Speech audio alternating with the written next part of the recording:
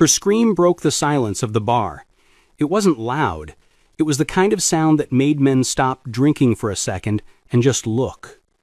Clara Reed was on her knees on the dusty wooden floor. Her wrists were tied. Dirt and blood were mixed on her skin. Her shirt was torn and hanging from her shoulders, hardly covering her shaking body.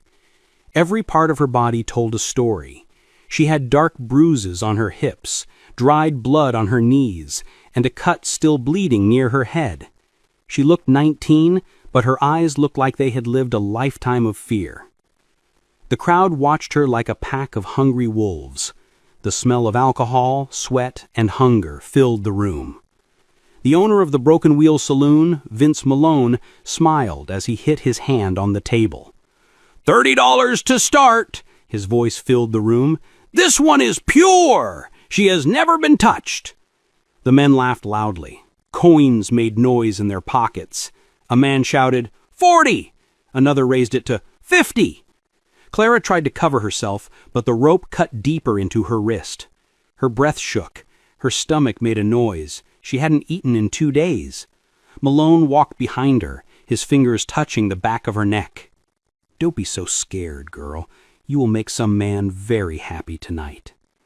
The crowd cheered again. To them, this wasn't cruel. It was fun.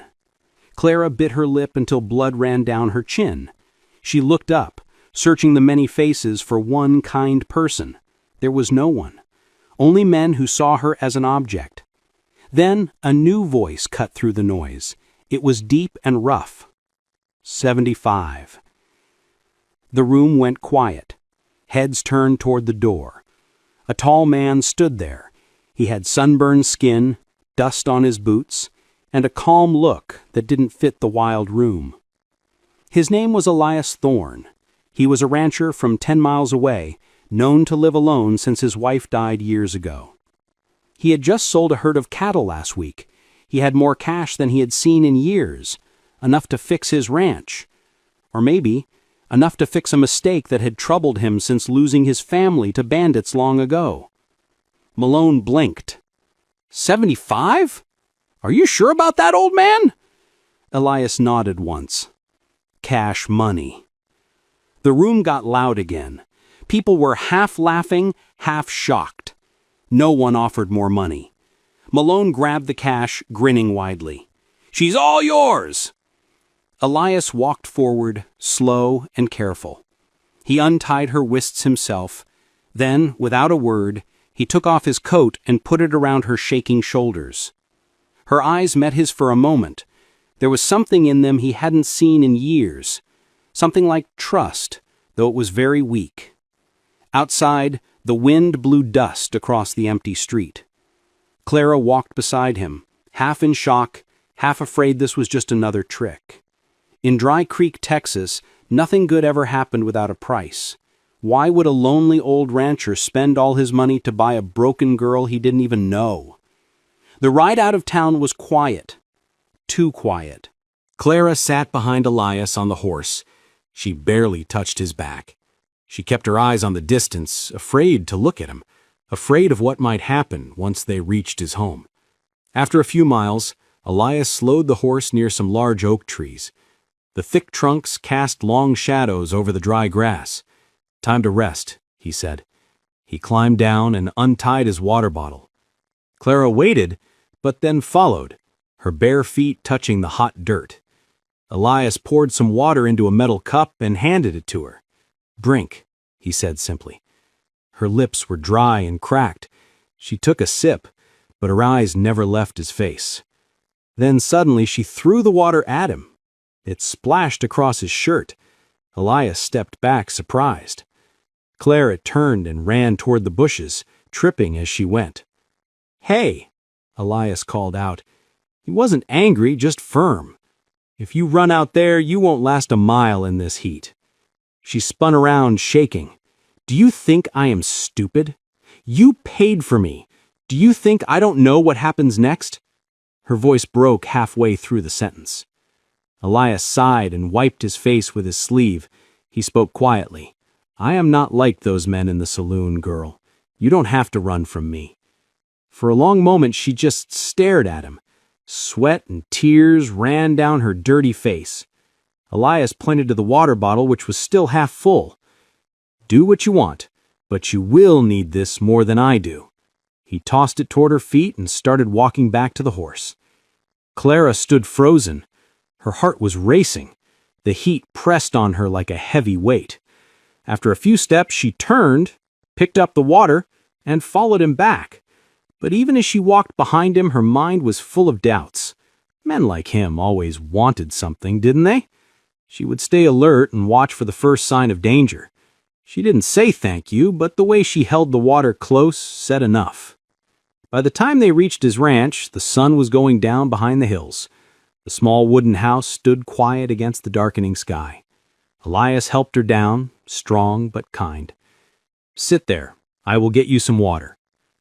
She sat on the porch. Her body hurt. She watched him move around the yard like a man used to silence. He came back with a clean shirt and a cup. "Put this on. You look like you have been through hell." She took the shirt but changed behind the barn, checking every few seconds to make sure he wasn't watching. Trust was hard after what she had suffered. When she came back, her voice shook. "You paid for me. Now do it." Elias froze.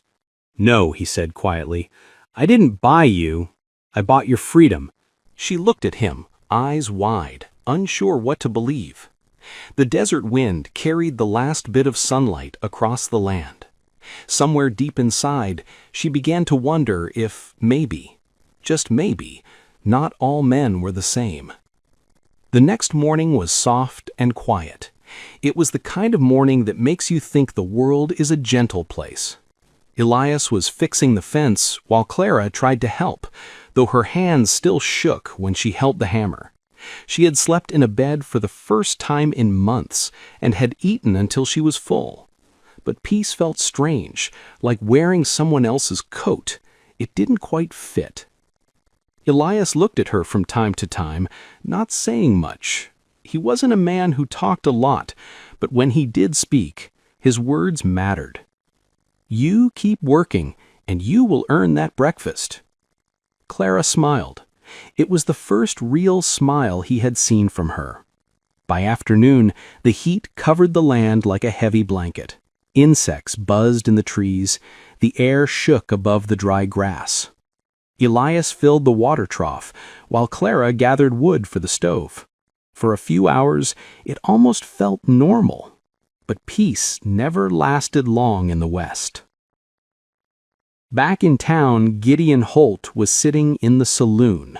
His pride was hurt more than his wallet. Men laughed about the old rancher who paid more than him. He slammed his glass down. "That man took what is mine," he growled. When his two hired workers nodded, he stood up. "Get on your horses. We are paying him a visit by sunset." Elias felt the wind change. It was the kind of silence that comes before trouble. His horse moved its ears forward. Clara was inside, washing dishes, humming a quiet song. Elias stepped outside, his eyes looking at the hills. A thin line of dust rose against the orange sky. Riders. He loaded his old rifle, calm as ever. Clara noticed his face change and came to the door. "What is it? Are they coming?" Elias nodded slowly. "Stay inside and lock the door. Don't open it unless you hear my voice." She wanted to argue, but something in his tone stopped her. The sound of horses grew louder. 3 shadows appeared against the fading light. Gideon Holt had found them. Holt climbed down, his boots crunching on the dry dirt. "Evening, old man," he called. "I figured we had something to settle." Elias stood tall, his rifle resting easily in his hands. The silence between them was sharp. Clara pressed her back to the wall inside, her heart racing. She had been owned, beaten, sold, and saved. But maybe the real test of her freedom was just beginning. If you have been listening this far, take a slow sip of your coffee or tea. Tell me in the comments where you were listening from and what time it is right now. And if you want to know how this fight ends, make sure you click that subscribe button so you don't miss what happens next. Because sometimes in the Wild West, surviving the night was the hardest part of all. The air was still. It was the kind of stillness that made you feel nervous. Elias stood by the fence. Across the yard, Gideon Holt smiled under his hat. It was the smile of a man who thought he had already won. Behind him, 2 riders waited, hands near their guns. "Evening, Thorn," Gideon called out. "You have something that belongs to me?" Elias kept his voice calm. "I don't think I do." Gideon stepped closer. His spurs jingled. "You think buying her at that auction makes you a hero? You aren't a hero. You are just an old fool with money to waste." He spit in the dirt. "Now hand her over before someone gets hurt." Inside the house, Clara peeked through the curtain. Her heart pounded so hard she could hear it. She wanted to run, but something inside her refused to hide anymore. She had been running all her life, and she was tired of it. Elias lifted his rifle slightly. "She is not yours. She is not mine either. She is her own person. You better ride back before you make a mistake you can't fix." Gideon's smile faded. "That girl owes me. She looked me dead in the eye when they called my name." Elias shook his head. "She doesn't owe you a single thing." The stress broke like thunder. One of Gideon's men moved his hand too fast. Elias fired. The shot echoed off the hills. The bullet hit the man's shoulder. His hat flew off as he stumbled back, dropping his gun. Gideon's smile turned into rage. He pulled out his revolver and fired. Elias dropped behind the water trough. The bullet hit the wood, breaking it inches from his head. Clara screamed and ducked behind the doorframe. "Stay down," Elias shouted, reloading. He fired again.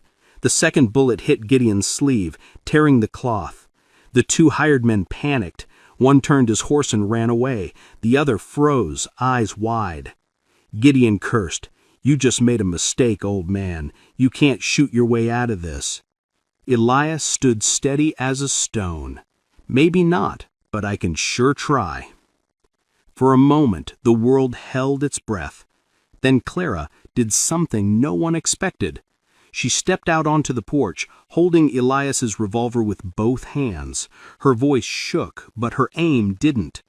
"Leave us alone. You had your chance." Gideon's eyes widened.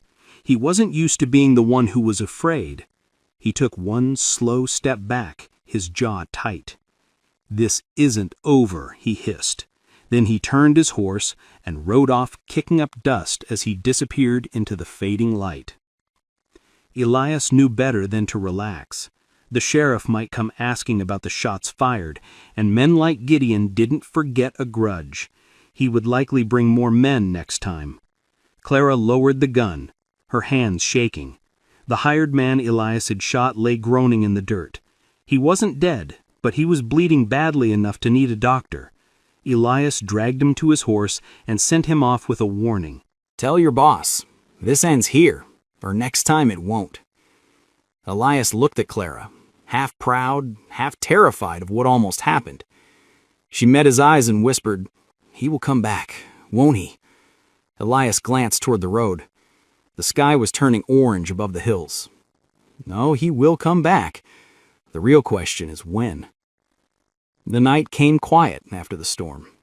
The smell of gunpowder still hung in the air. Elias fixed the broken fence post while Clara picked up the empty shells near the porch. Neither said a word. Sometimes silence was the only way 2 people could breathe again. The stars came out one by one. Elias sat on the porch steps, his arm bandaged where a bullet had scraped him. Clara brought him a cup of coffee. Her hands were still shaking. He took it, nodding his thanks. "You did good out there," he said softly. She looked down, her voice barely a whisper. "I was scared." "Only fools aren't scared," he replied. Then after a long pause, he added, "But fear is what tells you that you are still alive." Clara sat beside him. The night air smelled of dust and pine trees. For the first time, she didn't feel small. She didn't feel owned. She felt strong. A coyote howled in the distance. Elias laughed softly. I guess the word is out. We made it through another day. Clara smiled. It was a quiet smile, but real. She looked at him and said, "You could have let me go that first night. Why didn't you?" Elias stared at the horizon, where the moon touched the hills. Maybe I saw someone worth saving. Maybe I just didn't want to die knowing I never did the right thing when I had the chance. The wind picked up, cool and calm now. She reached over and touched his hand gently. In that small moment, something silent passed between them. Not pity, not debt, something quieter and stronger, something that might one day grow into care. Weeks turned into months. The land healed. So did they. It wasn't easy. There were nights when Clara woke up screaming from nightmares, or days when Elias stared at the horizon, remembering his lost wife. But little by little, through shared chores and quiet talks under the porch light, they built something real. Clara helped rebuild the ranch, and Elias learned how to laugh again. He never called her a debt. He called her hope. And that made all the difference. Sometimes life out here was cruel, but sometimes it gave second chances to those brave enough to take them. And maybe that is the lesson we all forget too often. Courage isn't just drawing a gun. It is getting back up when the world keeps knocking you down. It is choosing kindness when anger would be easier. Now, let me ask you something. If you were Elias, would you have risked everything to protect a stranger? Or would you have walked away to save yourself? Think about it for a moment. And if this story moved you even a little, give it a like. It helps more people hear stories like this one. And if you love tales of courage, second chances, and the Wild West, click that subscribe button. Pull up a chair, pour yourself some coffee, and stay a while. Because out here in the quiet places of the world, stories like this still matter. And maybe just maybe, they will remind us who we are meant to be.